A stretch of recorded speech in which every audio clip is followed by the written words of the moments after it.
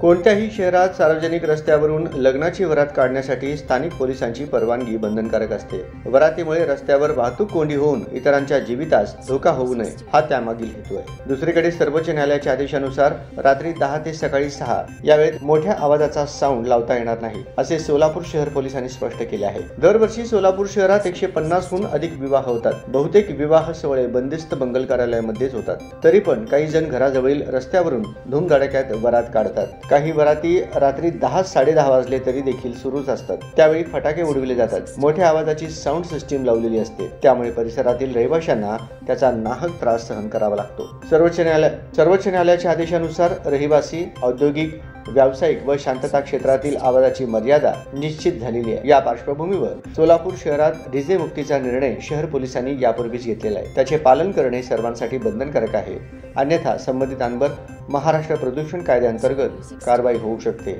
असा इशाराही पोलिसांनी दिला आहे। डेसिबल मध्ये आवाजाची मर्यादा याप्रमाणे: परिसर दिवसा रात्री रहिवासी 55-45, औद्योगिक 75-70, व्यावसायिक 65-55, तर शांतता क्षेत्र 50-40। मंगळवारी रामवाडी परिसरातील सुभद्राबाई मंगल कार्यालयाजवळून एका लग्नाची वरात निघाली। रात्रीचे 10:30 वाजले तरी देखील वरात सुरूच होती। त्या वरातीत मोठ्या आवाजाचा डीजे, लेझर लाईट लावलेली होती। फटाक्यांची आतिषबाजी देखील यावेळी करण्यात आली। एका नागरिकाने त्या संदर्भात तक्रार केली, पण वरात नेमकी विजापूर नाका की सलगर वस्ती पोलीस ठाण्याच्या हद्दीत हेच समजले नाही। रस्त्यावरील रहदारीला अडथळा करून वरात काढणे, मोठ्या आवाजाची साऊंड सिस्टीम विना परवाना लावणे कायद्याचे उल्लंघन आहे। सर्वोच्च न्यायालयाच्या आदेशानुसार रात्री 10 नंतर मोठ्या आवाजाचे साऊंड वाजवता येत नाही। डीजे मुक्तीमुळे शहर पोलिसांकडून डीजे किंवा खूप मोठ्या आवाजाच्या साऊंड सिस्टीमसाठी परवानगी दिली जात नाही। कायद्याचे कोणी उल्लंघन करत असल्यास नागरिकांनी डायल 112 वर संपर्क साधावा, असे आवाहन सोलापूर शहर सहाय्यक पोलीस आयुक्त राजन माने यांनी केले आहे।